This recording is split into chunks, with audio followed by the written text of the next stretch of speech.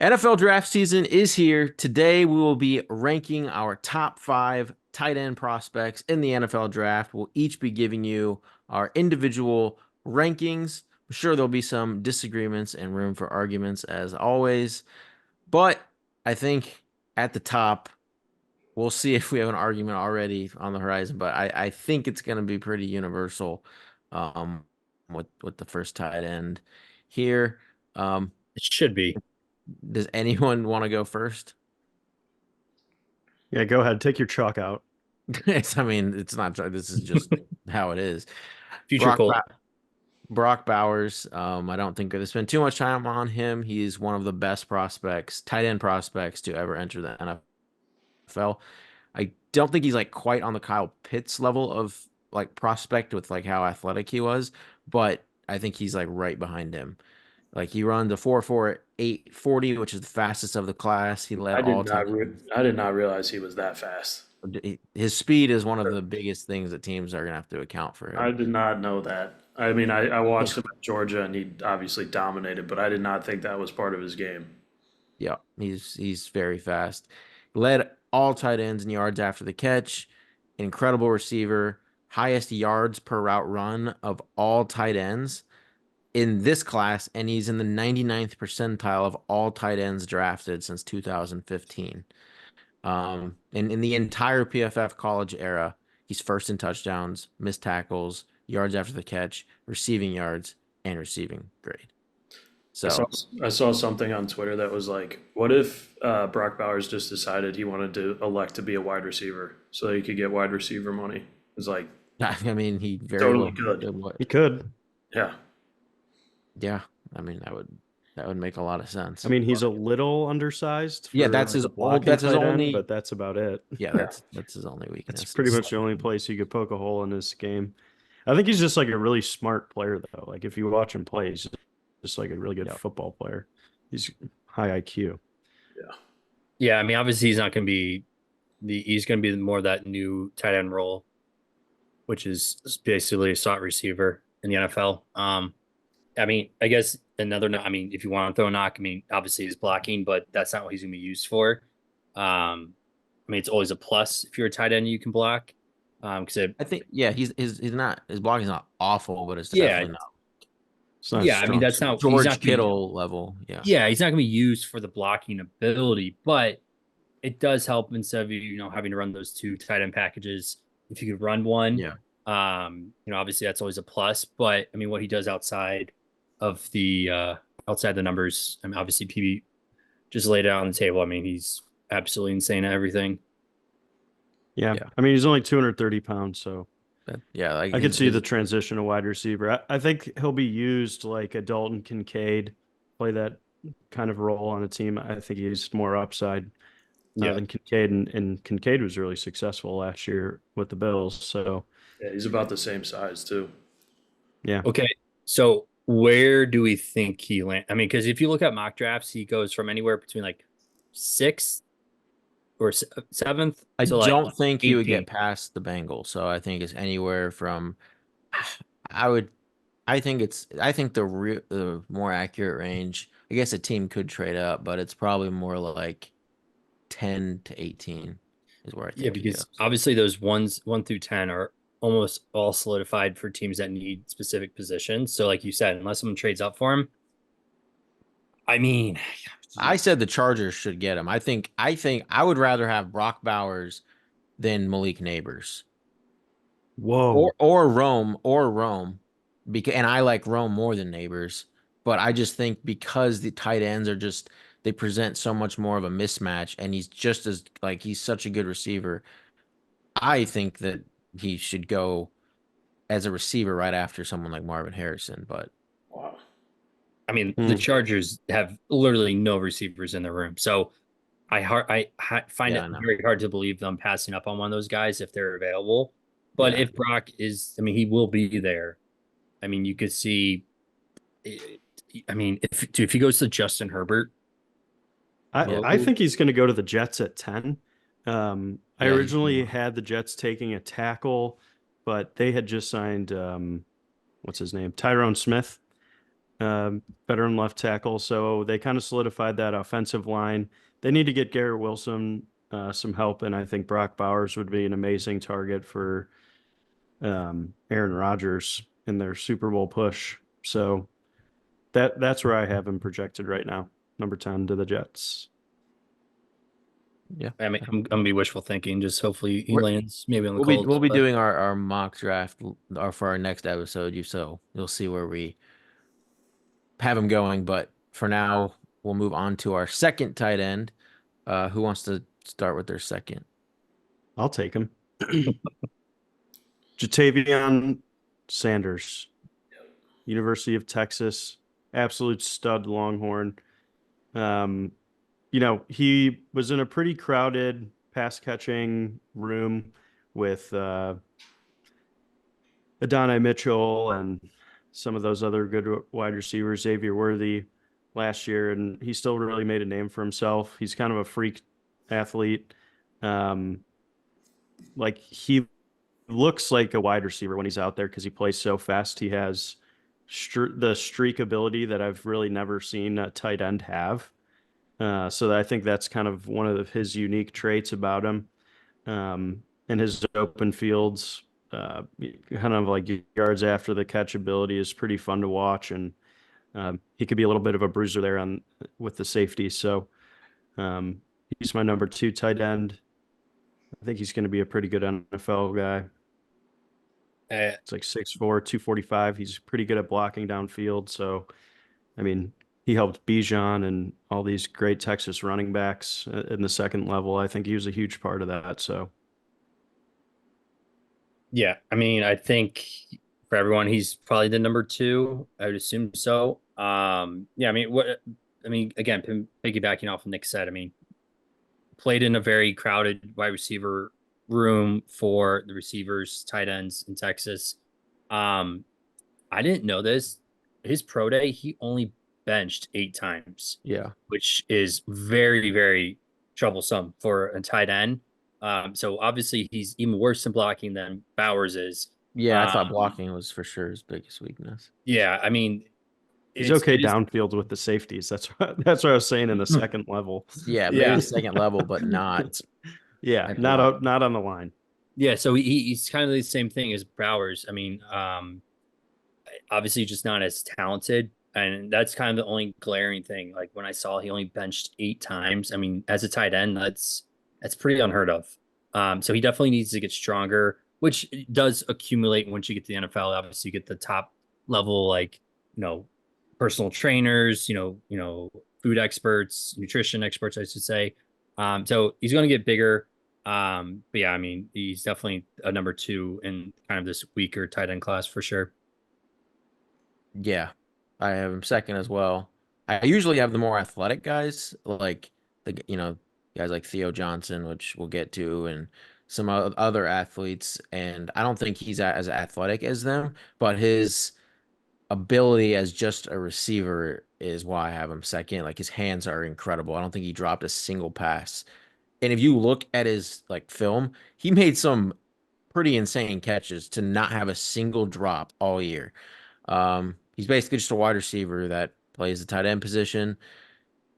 His 40 time wasn't that great, but like his long speed and his yards after the catch is obviously, like Nick said, where he stands out. I think you can't just put a linebacker on him. Like you think teams are going to have to put a corner on him and treat him like a wide receiver.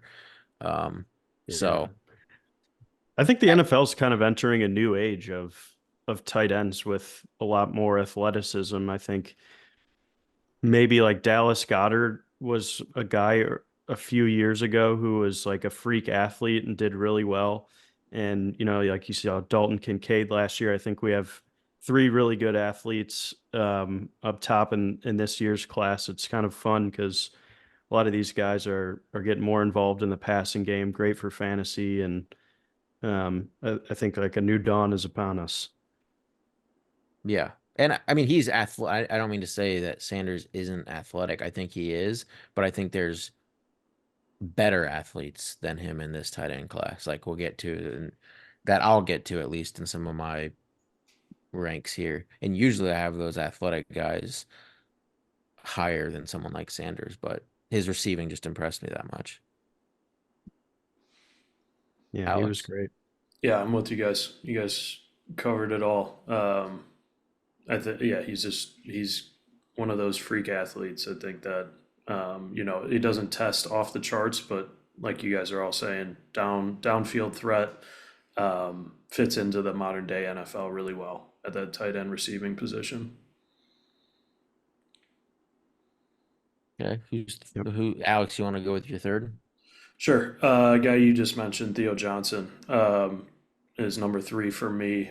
He notched out my number 4 just slightly, and it was basically just on his testing. I mean, on top of being 6'6", 250, 260, what he put up at his pro day was just very, very solid numbers. 4.57 40, really solid shuttle, broad jump, vertical.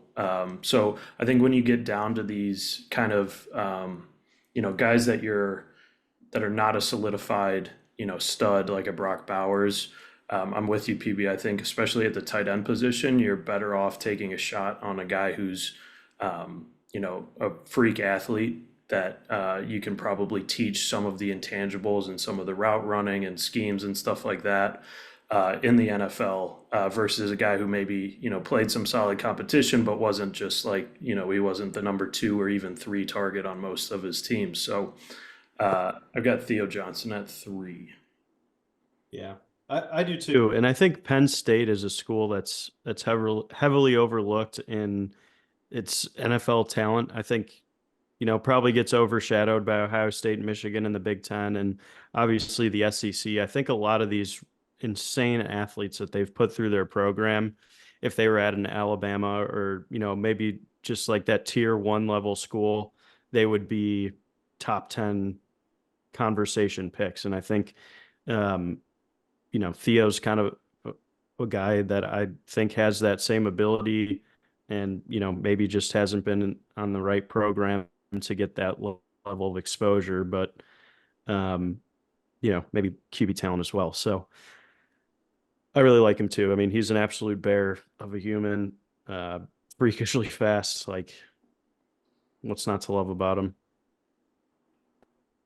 Yep, he's number 3 for me. You guys kind of covered everything. Like to me, he does everything well, but nothing exceptionally well. He's a good route runner, but then he's inconsistent at times with like the crispness of his routes.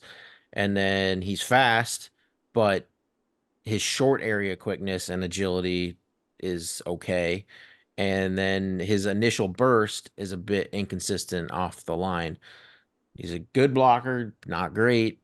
Like I think he's a solid prospect, phenomenal athlete, but he just needs like refinement across kind of like all areas of his game, which, is someone that is a solid prospect. NFL teams can say he's does everything pretty well. He's a great athlete, and then you can kind of just fine tune everything and turn him into something great. But Yeah. He kind of reminds me a lot of Njoku in the sense that like he measured really well like with the intangibles, and like he has the body size to be a really good blocker, but he isn't right now. And over the past 3 or 4 years, Njoku has become a really great blocker for the Browns. And I think Theo could follow a similar path there, just given his size and weight. And he's already shown some ability there. So I think he has the potential to be coached up to be more of, a good player on the blocking side of things too.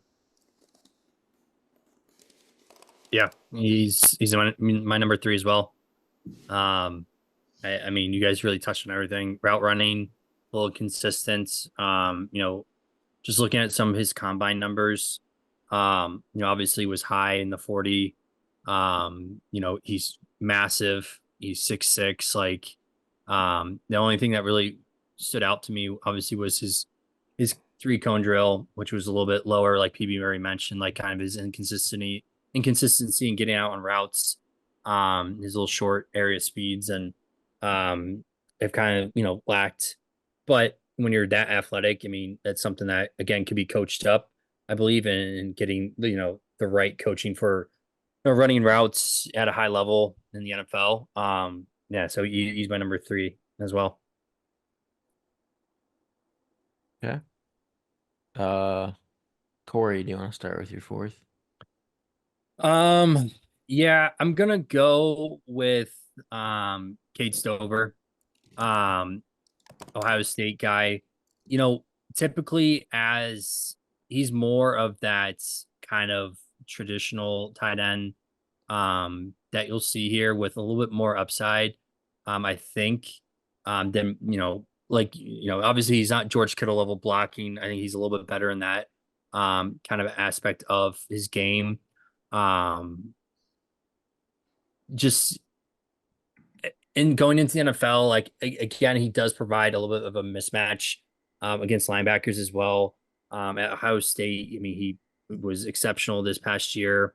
41 receptions, 576 yards, and 5 touchdowns on a team that was again little riddled with a lot of receiving talent, and he still had a pretty solid year there. And in the tight end class, that's exceptionally weak this year, I think. He's got kind of the experience, playing at a Big Ten school that you like to see. Played a lot there. So at number 4, he will be taking the spot for me. Yeah, I'm with you on that one. I was just reading up on him a little bit. He's actually started as a linebacker at OSU and then flipped to tight end the last 2 seasons. And so, definitely still, a guy that you're drafting that's kind of a project, but is got the build of that, traditional tight end, like you said, Corey. So, he's improved every single season that he's played at tight end.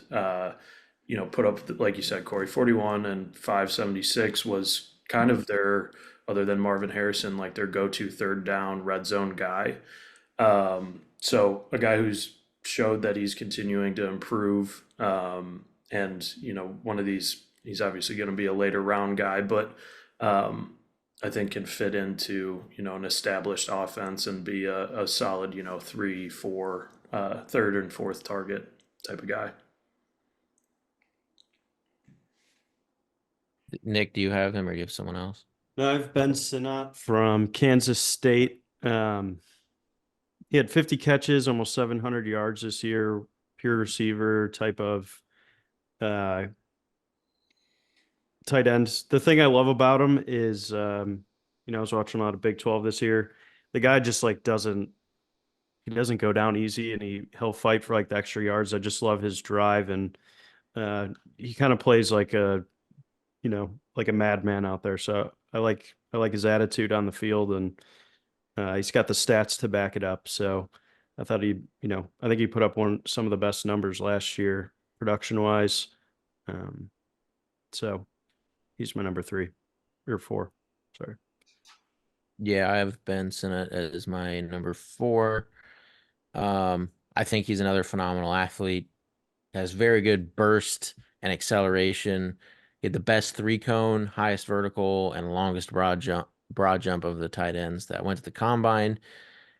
He had over 600 yards and 5 touchdowns in both 2022 and 2023. So he's shown he can produce and he can block well. He was 16th in NCAA pass blocking and 6th in run blocking of tight ends.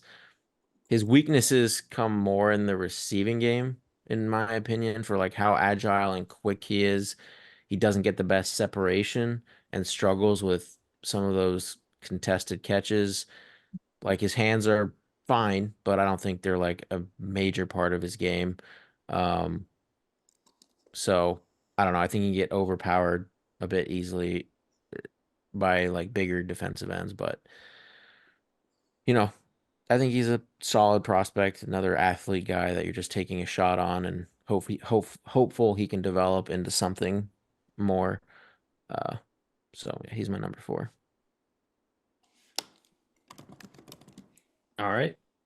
He's my number 5. You guys touched on everything I was going to cover on him.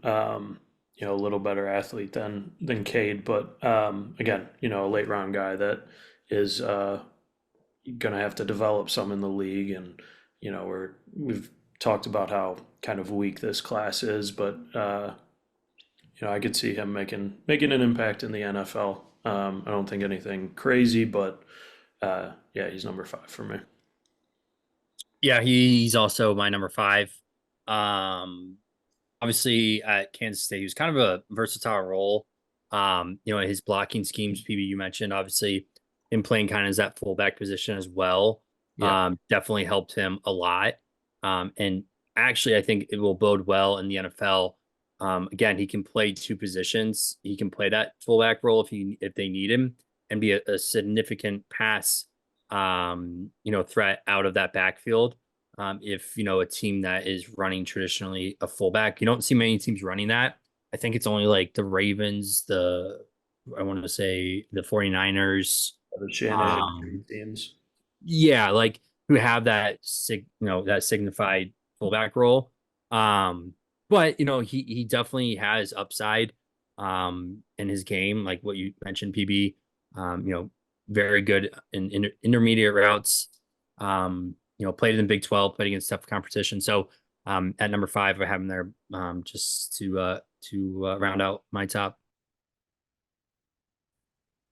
Yeah, he's versatile. I just besides his athleticism, like nothing like really stands out besides his versatility. So I don't think he's like some phenomenal Yeah. catcher like Sanders or anything. Yeah. Okay. My number 5, I have Jaheim Bell. Another athlete who I'm adding in my top 5. It's usually how my lists are. He has great speed in the open field, can outrun linebackers, safeties. He's a yards after the catch threat. He had the second best career yards per route run in this entire class at 2.31, just behind Bowers. It was even better than Sanders. He's great at those like crossers, seam, and wheel routes, taking advantage of his speed. But he is undersized. Like what is he, 6'2", 240. So, he's undersized and can oftentimes lose those more physical battles. And he's not a great blocker. His size obviously has a lot to do with that, which definitely hurts probably ever like playing like a 3-down role or anything like that. Um, but like he's versatile. He played receiver in high school. He was a running back in college, and well, tight end as well. So he can be just kind of like who were we just talking about? Why can't I think? Sinnott. That he can play fullback, wing back, or and tight end receiver. So I have him as my 5th guy here. I Nick, feel who like do you have? I feel like What's that? just really quick. I feel like he'll be used kind of like in the Cordarrelle Patterson type of role. Like a kind Okay, of I could see that. forget what they call that. It's like not the Joker, but like Yeah, he's definitely in like this like hybrid role of some sort. yeah. Yeah, I mean, he was definitely on my list. He didn't make it into my top 5, I think, just with his inconsistencies and being able to catch, being of note there. So my number 5 guy is Jack Westover from Washington. He was recruited there as a basketball player. And he was kind of used as like a Swiss Army knife. Obviously, he had Rome and some other good receivers to compete with as well, and still put up some good production over the past 2 seasons with the Huskies. So um, I think he's just kind of a raw talent because football's hasn't been really his main focus. So that's the kind of guy that I think might have a lot of upside with some good coaching on the NFL level and could really turn into a good player. I think kind of in this range of tight end, we're looking at 4th, 5th round guys. So he's someone that I would like to take a shot on just with a little bit more upside than some of the other guys in this range, in my opinion. Definitely not an athlete. Yeah, he is. He's good. I don't think he's an athlete at all. Might not test well, but neither did Puka Nakua. Puka Nacua had great production in college. Yeah, but he didn't test great. Combine's not everything. Got to go play the game. Yeah, I know combine's not. Results are, but what were Jack Westover's results at Washington? He had almost 80 Like, catches, 800 yards over 2 years. I mean, yeah, that's pretty good.